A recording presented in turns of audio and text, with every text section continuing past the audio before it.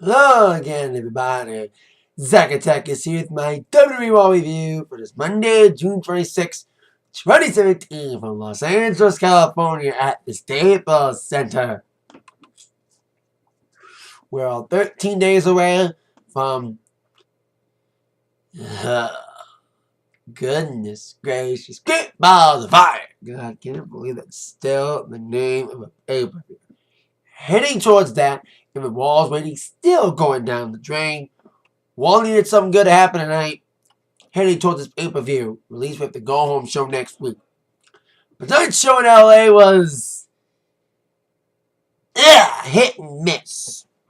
We had the good, the bad, and the ugly.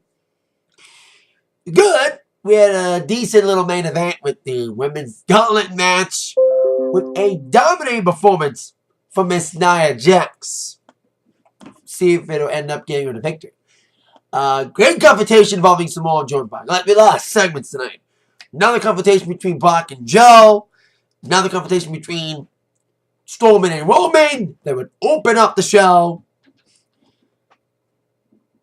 And pretty much about it for all when it comes to the good parts. The bad, where we had a lot of six-man tags with a couple squashers here and there. And we had some, and also in the good, kind of storyline building. Heading towards Great Balls of Fire. It's more about storyline building.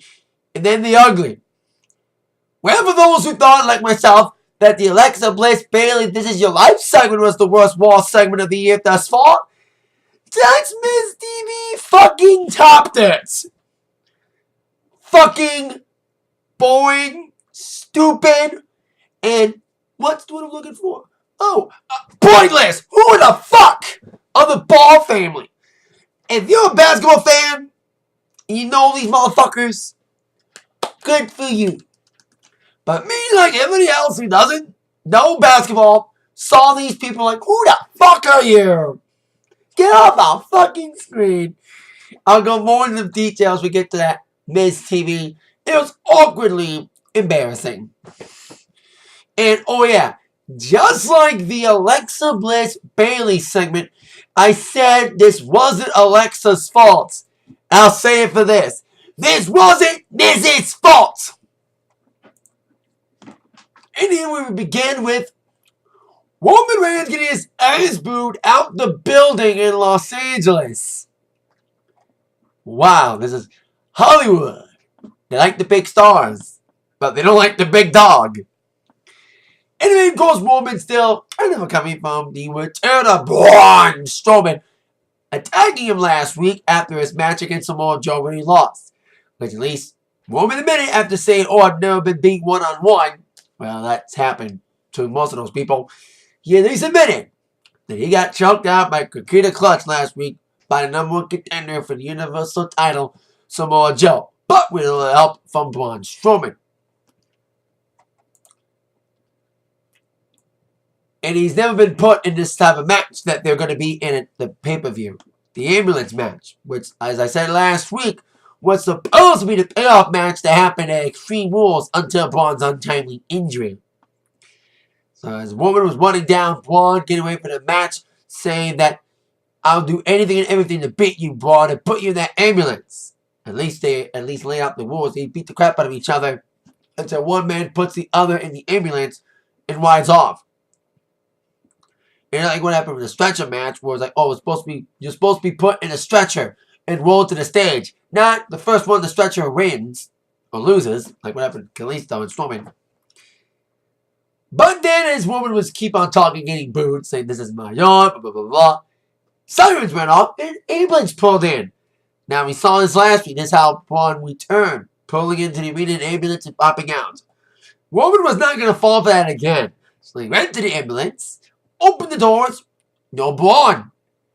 But echoing in the atmosphere was Braun himself attacking Roman from behind, going back on the stage, and he basically threw like a motherfucking ragdoll off the stage, and his back, Roman's back, hit the back of the ambulance. God, that was a nasty bump he took.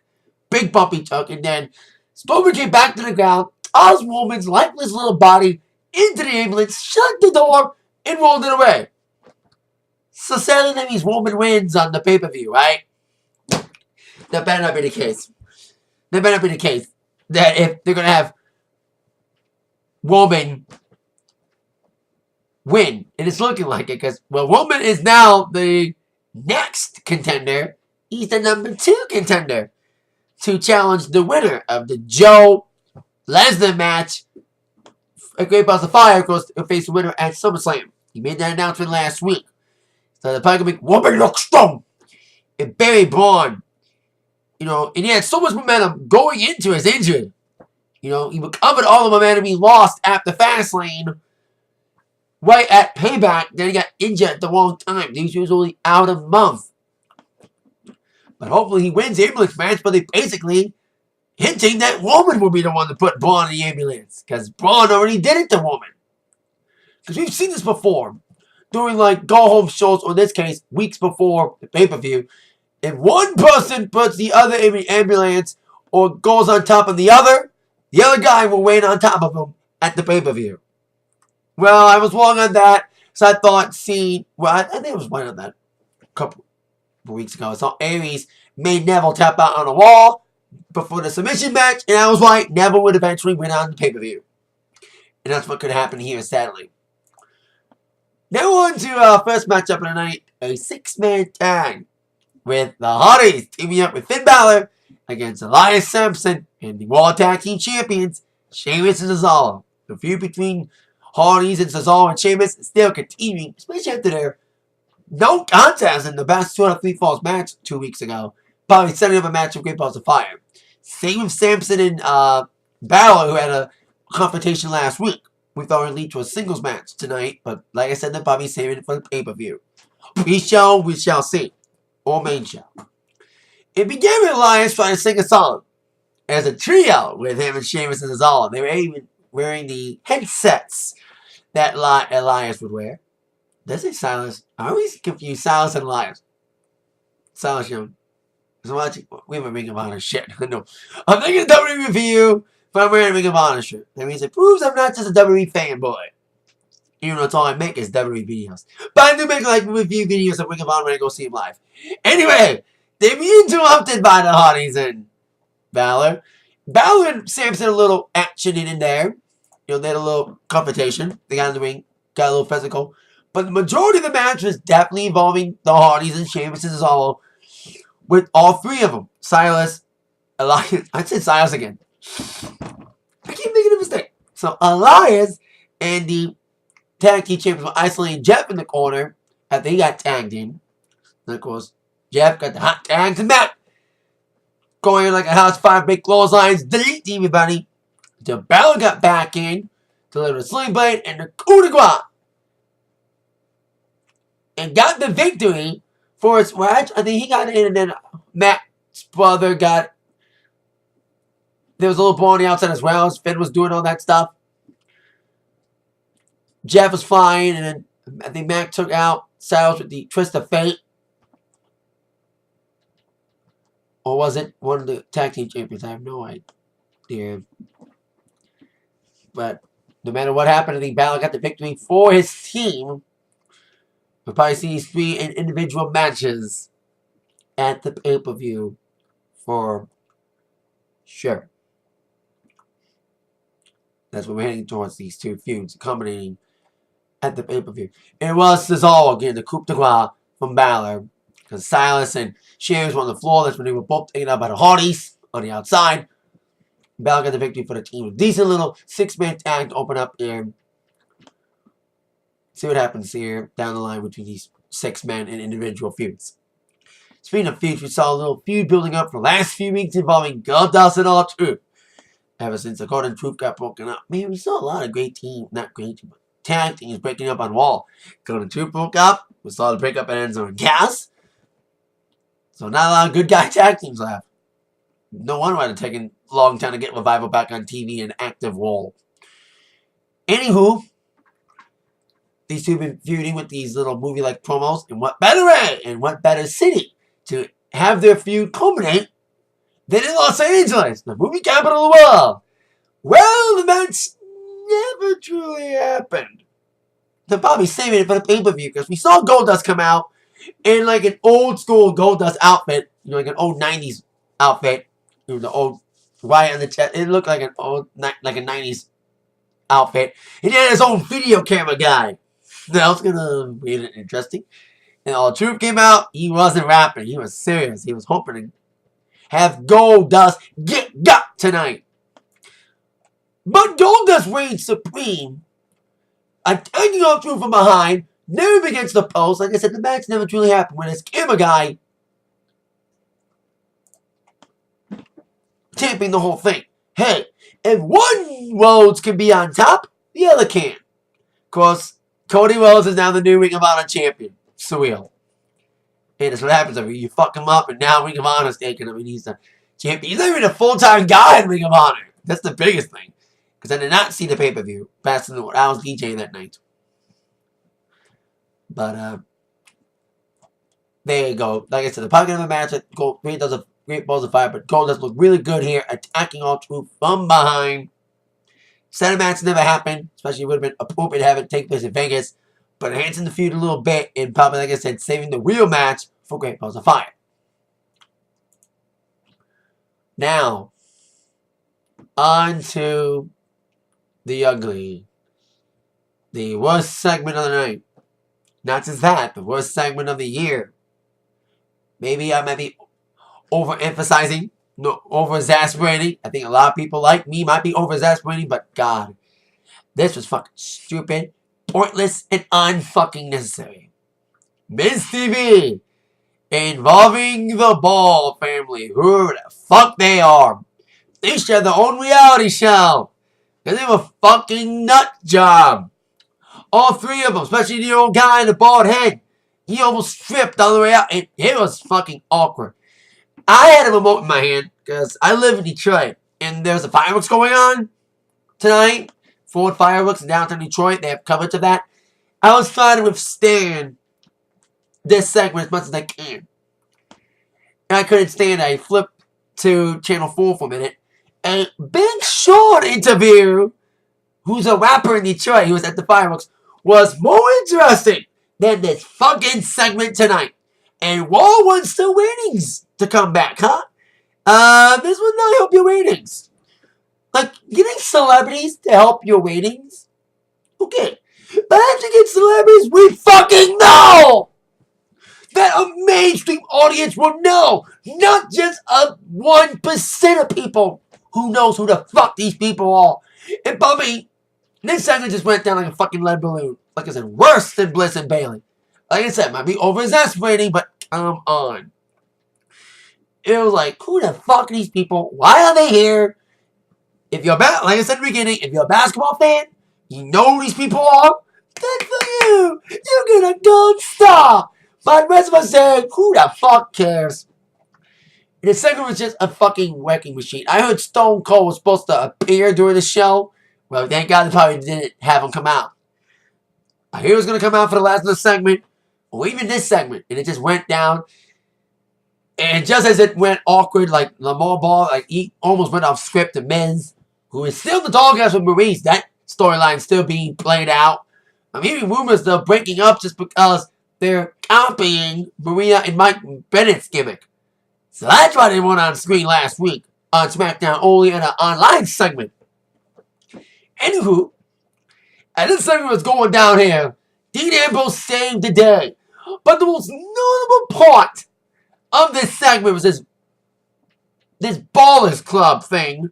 They say they're going to get somebody to join them, and it was Ambrose with a lot of ball double entendres. But the biggest moment of this is when Ambrose came out and won the balls, and this was caught on camera, saying, beat this N-word up. Beat this N-word up.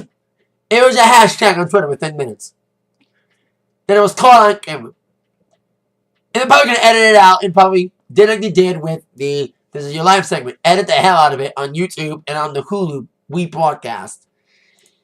So it would lead to our next matchup. Another 6-man tag. In the second match we've had, and it was only it took 40 minutes to get a second match going. Because the Goldust R-Truth match never really happened. So we'd see Ambrose teaming up with Heath Slater and Rhino against the Miz Taraj. The new name, of course, being Miz, and his two new sidekicks, who were introduced last week as the Dancing Bears, attacking Dean Ambrose, Curtis Axel, and Bo Dallas. Hey, at least they're getting something to do. I said it last week. I'm happy they're giving him something after being misused for a while, not being seen enough. Slater and Rhino, same thing that I've been seen on TV. I did like the fact they at least mentioned the fact they've been underutilized. Slater and Rhino, they were the first major team to get a good storyline on SmackDown and the first SmackDown Tag Team Champions. But since it's been on Raw and the Superstar shakeup, they've not been seen a lot. We did see Slater beat Miz in a tag match a couple weeks back with the help of Ambrose. With this whole bear thing, which blew up in Ambrose's face because they ended up being Axel and Bo. These are a little six-man here. Like I said, Maurice and Miz are still not on the same page. Like I said, that's why the Miz to watch is there. The new sidekicks, the Miz. But it's fun Miz want to take care of the Ambrose problem. Slater and Rhino came with some high-flying moves. Not as always it used to be. But then Miz got some big moves, get the yes kicks on Ambrose. Ambrose was going for dirty deeds, and of course Miz was going for his finisher. But then Slater and Rhino got back in. Rhino was probably going to go for a Gorm. As Bo got in the ring for his referee distraction. As Ambrose and Miz was distracting the referee. Curtis Axel dicks Rhino from behind. Bo Dallas was taking advantage of it. Rolling up Rhino, referee turned back around. 1, 2, 3. The Miz Taraj wins. With a little dirty play. But at least Bo Dallas got his first win on Raw in forever. Yay! Like I said, it's a little positive. Might not be the best thing for him to do right now. But at least they're giving him something useful to do. Instead of just being on Superstars, if it's still on. Or Main Event or whatever C-list show is still on the network on replays. So, there you go. At least Bo wins something for once. Bo wins! Bo wins! Even if it's a little dirty, but hey, we'll take it. And, man, Corey's in a little bit of storyline stuff. Switching gears, of course. He was a big thing behind revealing that it was Big Cass all along. I forgot to do this last week in my review. When Big Cass revealed he was the one who attacked Enzo, I should have said this. That Big Cass should have said, "It's me, Enzo!" Oh, son of a bitch. It was me all along, Enzo! Of course, making fun of the Vince Greater Power. I forgot to do that last week. Damn it! So I thought that the whole time. Leading into the review last week, I was hoping to say it. I forgot to say it. So I redeemed myself by saying it today. Because Corey was one to expose the security footage from the week before that Enzo's partner wasn't attacked. He was faking the attack. It was all a twist. Right? We all knew it was going to be Enzo's partner, Cass, who would turn on him. We saw Enzo getting attacked. I called it from the beginning. And then they had the twist with Cass getting attacked. But it was just a ploy. So, Enzo came out trying to be all uppity. It felt weird to hear him say as, a spiel. It just say Wheeler's guy in the room. But he said, I don't want to say Wheeler's guy. I want to be Wheeler's guys. He was upset at Big Cass. He was trying not to let this relationship go. He's like, Cass, I know what you did to me was wrong, but guess what? I still want to be a team with you. And then Big Cass came out to the same music. He needs new music, but cool little emblem on the Titantron. And then Cass and Enzo had a little, it looked like a real moment. As well as Enzo's tear last week when Big Cass delivered that big promo last week. At the end when he revealed himself after Corey exposed the security footage. Adding more to him in the Kurt Angle storyline. That's been happening for the last couple weeks. So then Enzo's like, listen, you're like my brother. In and out of the ring, you're my brother. And it was like a legit real moment kind of. In his little promo here. They hugged it out and it seemed like they were basically undoing it. It was like, now, they're doing a 180 just because they realized like the most popular team. They have like more items in the WWE shop than anybody. That stat came out after the whole segment last week. But basically, we undoing it just because of the fans wanting to buy more than mush. I thought that, but I've thought it back in my mind as well. And it's all a sucker. He's going to suck with, the show cans in the ring. I thought Enzo is going to get decked by Big Cass. Nope. They walked back. Enzo's partner Cass in the SAWFD. They walked to the Titantron, and Enzo's arm was waved by Big Cass, and he's like, sucker him now. And right on cue, bang! Enzo got taken up by a big clothesline by Big Cass, being laid out, and it was all ruse. He was setting him up. I knew it. He was setting up Enzo to get decked. Because they weren't going to just undo this. They've been doing this for weeks. And they were hinting that Enzo and Cass were going to get back together. I was like, this will undo everything. Kind of like what they're doing with a second Money in the Bank ladder match tomorrow on SmackDown. Anywho, at least you had a decent segment there with Cass and Enzo. And Cass looking good yet again. Like, we kind of know where Big Cass is going. But where's Enzo going to go? After he probably has a feud with Enzo and Cass, probably have a match at Great Balls of Fire. But what's next for Enzo after this feud's over? Where's he going to go? How are they going to book him without Cass as a partner? So we'll see how that goes. Next up, we had a Scotch match. And Seth Rollins took on Kurt Hawkins. Speaking of Superstar shakeup, why trade Kurt Hawkins to Raw when basically he's doing the same job he's doing on Raw as he was on SmackDown? And that's a key word. Job. He's a jobber now. Why didn't I come back again? He's probably thinking to himself, hey, look what happened to Jinder Mahal. He came back as a jobber, and guess what? He's the WWE champion. Kurt Hawkins thinks that'll happen to him one day, but no way. So, not much to talk about with this match. Hawkins did have some offense in, but then the eventual Seth Rollins offense came into big kicks, big high-flying spots, and he nailed that clothesline knee thing he has not nailed since after Mania. New finisher that still has no specific name yet. They copied from Kenny Omega. He premiered it the day of the Mania, but has been teasing it ever since, not really nailing it until tonight. And I kept thinking during the match, until the ending, that Bray Wyatt was going to come out. He didn't come out until after the match on screen. Doing one of his God promos. If you're a God, then why are you the eater of pins? I love you, Bray. I love your character, but damn, you never win feuds unless you win dirty. In feuds, like whatever, Randy Orton and John Cena. Anywho, in Woman and Ambrose, other feuds that have you've won a match against them, but dirty, with interference or screwiness. So anyway, he challenged Rollins to the eventual match that we all knew was going to happen at Great Balls of Fire. So what's happening? Wyatt and Rollins should be okay. The build's been a bit at best. Should have been Wyatt and Balor. But maybe, like I said, they're saying that for SummerSlam. We shall see. So now, on to the segment of the night. The Brock Lesnar Samoa Joe confrontation. 2 weeks ago, they had a big, nasty brawl. And it was a great brawl, by the way. Great, nasty brawl. All the superstars had to break them up. Like the entire locker room was a nasty brawl. So tonight, we would see the first confrontation between these two be in the same building in 2 weeks, leading towards the pay-per-view in 2 weeks. So Paul Heyman came out. Even if you don't like Lesnar and the way he's being booked now to be just a suplex guy and an MMA guy and not a real wrestler, Paul Heyman sells you on everything. Deliver another great promo, and that's what he does. As an advocate, he's not a manager. He's there to sell tickets. He's there to talk you into buying the network or buying a ticket to the badly named Great Balls of Fire pay-per-view on July 9th to see Samoa Joe get victimized and conquered by Brock Lesnar. And calling Joe a Samoan dumbass. He choked out Heyman a few weeks ago. Hey, even backstage, Joe had Heyman in a hold yet again. Almost choked him out again. But he let him go. Saying he was going to put the Kakita clutch on Lesnar.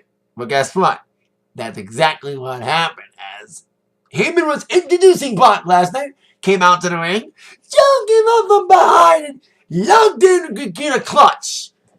And was it just me? Or was Brock's face really turning beet red? It was like Joe was legitimately fucking choking his ass out. Like he had that hold on good. and you saw Lesnar's face was not just turning red. It almost looked like he was going to turn blue. And Lesnar tried to fight out of it. He nailed Joe a couple of times against the Titantron, but Joe would not relinquish the hold. And instead of the entire locker room coming out to pick it up, it only took 4 guys to pick it up today. And it was the Revival and the Club picking him up. So, good little ball yet again. And Joe's looking dominant in this feud.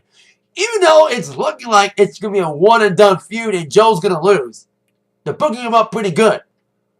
But when he loses, if he loses, should I say, how are they going to book him back up? You know, he looked so legit against Lesnar, but couldn't get the job done in the end. If it doesn't happen for him at Great Balls of Fire.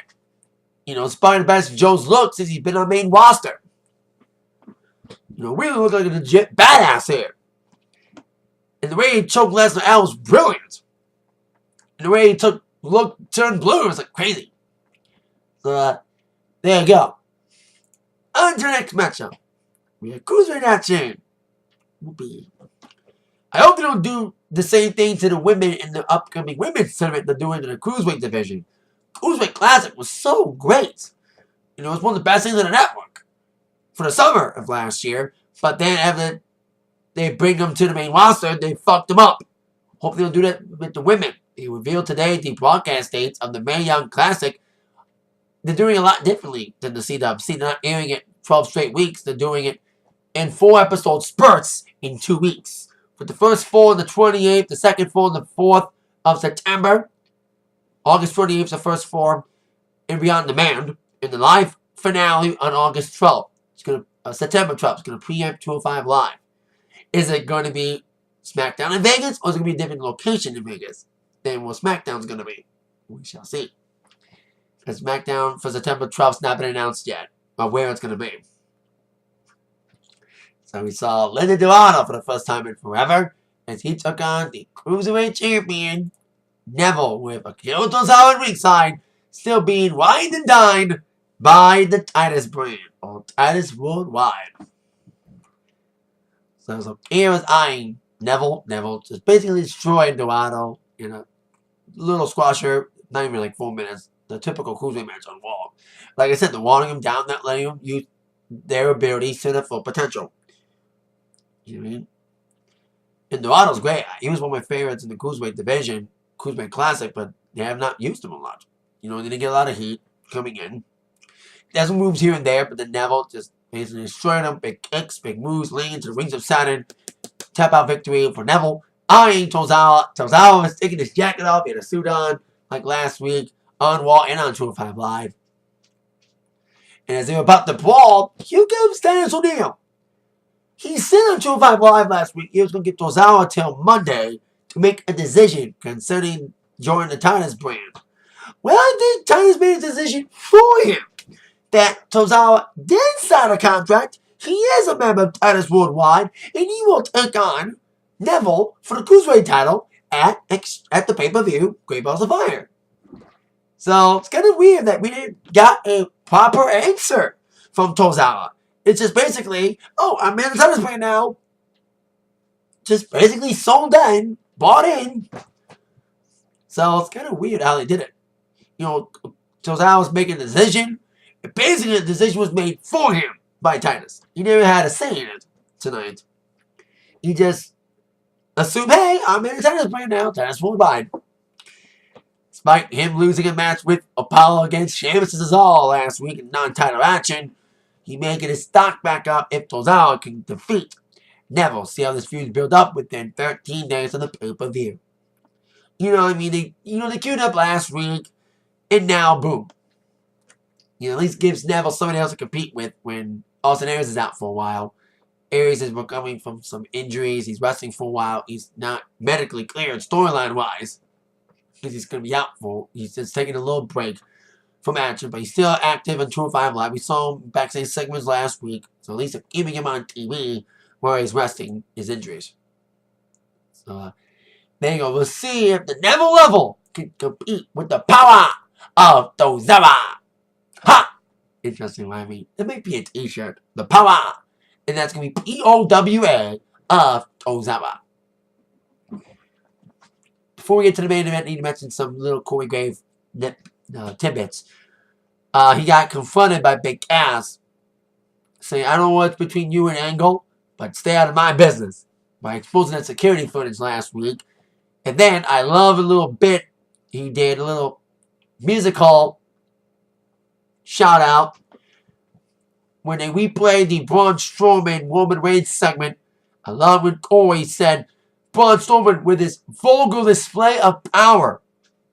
If you were like me and got that Pantera reference to their 1982 album that featured Walk, This Love, and among other great songs, I applaud you. Because Corey is a metalhead. For him to shout out Pantera, that was awesome. So, great little tidbit from Corey. This one was good. Speaking of good commentators, yay, Mo Ranello's back! Yay, NXT! Yay! Tonight, replacing Tom Phillips, we still get Percy Watkins, or Watson. We still have Nigel. And too bad Mo's not doing the women's thing. It's going to be Lita and JR. So, great to see Mo back. A little tip about that as well. I think all of us thought he was done with the company, with the whole JBL thing. But at least he stayed on the W umbrella in NXT, which is going to be great for him. You know, some people like him, some people don't. I was a fan of his on New Japan, on Access, and now he's back in the WWE. And still doing MMA stuff, including the anticipated Conor McGregor, Floyd Mayweather fight in August. Weird. And also, they had another backstage segment before the main event with Paul Heyman. I bet he was paid to say, goodness gracious, great balls of fire. I bet he was paid to say that. Trying to sell his pay-per-view name. God. Speaking of that, we need to find out who's going to face Alexa Bliss in Great Balls of Fire. So, to find that out, we've seen all the women brawl the last couple of weeks, including last week. During an interrupted Nia Jax Sasha Banks match, we would get a gauntlet match involving Nia Jax and Sasha Banks alongside Emma, Bayley, Dana Brooke, and Mickie James. And we had segments throughout the evening with the women drawing balls. The word of the kids is balls. Drawing balls, great balls, Lamar ball. They're really trying to sell the Great Balls of Fire name by mentioning the word ball in every other segment. Anywho, we would start with Nia Jax and Bayley. And this was the Nia Jax show. She just dominated the first half of the matchup, destroying Bayley. Despite Bayley's best efforts to outweigh Nia Jax, Nia did something she couldn't do one-on-one against Bayley in the past for either the Raw Women's title or the NXT title. Pin her. Destroying Samoa drop counter out. And then Mickie James got in with not much out for her. She got destroyed by Nia quickly. But not as quickly as she destroyed both Dana and Emma. It was like they got destroyed in about a minute flat each. So Nia was just dominant. You know, vicious, powerful in the first four women coming in. So it came down to Nia Jax and Sasha Banks. And it was the longest segment of the gauntlet. And Nia's powerfulness was still getting ahead of Sasha Banks, still coming with some big moves, trying to take down the big monster. But despite Sasha Banks' efforts, Nia was still dominant. Some big nasty kicks and drops. But then the gas tank was really gunning. Because Nia was the first one to enter this gauntlet match. Despite taking care of the other women just like that, her energy was drained midway towards her match against Sasha Banks. So Nia was really trying to save up a gas tank. Sasha was trying to go for a big statement, but of course, since Sasha is so small and Nia is so big, Sasha basically jumped on Nia's back and do like a modified bank statement. After Shining Wizard tried to go for tilt-a-whirl as well. Also, she was going for power move on the outside and got caught. But they reversed it later on. It was double knees and stuff. Going out of sequence, but hey, I need to mention these spots. So then, after the attempted bank statement, modified version on Nia's back, And Nia trying to get out of it. Nia was still in that hole by Sasha. And she was fading pretty fast. And like, the arm was about to drop. At least it wasn't going to be a bullshit finish like last night's UFC. With Kevin Lee and Michael Chiesa. Screw Mario Yamasaki, made a mistake, but it's still a big mistake. Anywho, Nia, despite her best efforts to get out of it, she tapped out this modified bank statement. And yes, Sasha Banks will get another opportunity at the Raw Women's title. It would kind of make sense to give Nia the shot, because Nia was promised a shot by Alexa Bliss. And the match that she got never really happened because of interference by Emma and Mickie James. Nia got screwed in that match. So she would have been the best person to win this match. Not just the fact of that, but the fact she looked dominant in this match. Probably do need a babyface against heel, not heel against heel match. So we need to get Sasha an opportunity, but at least it keeps Sasha Banks in the title picture after being out of it for so long, being put in senseless feuds, being paired up with Whit Swan against Alicia Fox and Noam Dar for reasons. So as Sasha was celebrating her victory, I think this has happened to Nia Jax a lot. That she looks dominant, but doesn't get the job done. Kind of like what's happening to Bray Wyatt. He talks a big game, he beats people up, but doesn't finish the job. That's what happens to Nia Jax. She talks a big talk, she looks all dominant, but doesn't get the end result she wants. So as Sasha celebrated, an angle came out to raise her hand. I saw Mandy Hart in the crowd, who's a comedian, chanting, "You suck." So that was kind of cool. We were in Los Angeles. At least she's a real celebrity that I know. But at least you don't see her in a fucking segment on Raw like we have with the Ball family. But then Alexa Bliss came out. And came out to the ring and started eyeing down Sasha. Now, these two were in a number one contenders match back in April. And also in a tag match as well. And Sasha pinned Bliss in a tag match once. So, these two are going to finally have a feud. Too bad it's a 2-week build. They should have more time to deliver some great promos against each other. This is probably redeemed the women's division after that shitty Alexa Bliss-Bayley feud. So as Bliss and Sasha was eyeing each other down, Sasha would come out of nowhere with a nasty drop kick, knocking out Bliss, leaving her belt in the ring, and Sasha would hold that belt high as Bliss was counting back. And that's how we ended with Sasha holding Bliss's belt. And it could be the end result at Great Balls of Fire. I love you, Sasha, but I think Bliss will retain at Great Balls of Fire. At least you get back in the title picture, but we need better build. I hope we get I don't want a screwy ending, but I would like a screwy ending so these two can face off at SummerSlam and have more time to build their feud than just 13 days. Or just one episode of Raw, because we have one episode of Raw left before Great Balls of Fire. We'll be in Phoenix next week. And just as a reminder, there will not be a proper Great Balls of Fire review on July 9th. I said it last week. I'm going to be at a concert on July 9th. I may do like a thoughts video. If I do that, there won't be ratings. I won't be rating every match. I won't be rating the pay-per-view. I'll just give you my thoughts on pay-per-view because I'll be seeing it on demand later after the Boston concert with my dad that I'm taking him to as a belated Father's Day gift. So, there you go.